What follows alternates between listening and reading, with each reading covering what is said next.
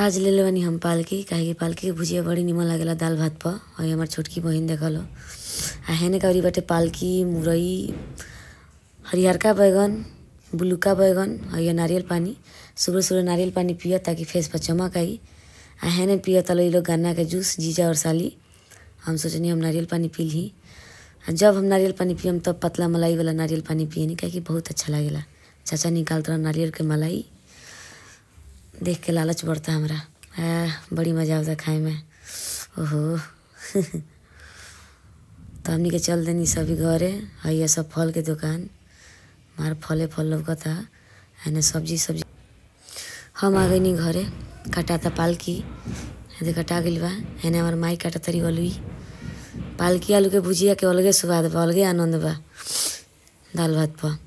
हेने धोआता पालकी, काहे कि कबो कौनो सब्जी धोआ तो 2 से 3 पानी में कहेला लोग कि धोए के चाही, किन किन ना लगी या खाऊं में अच्छा लगी।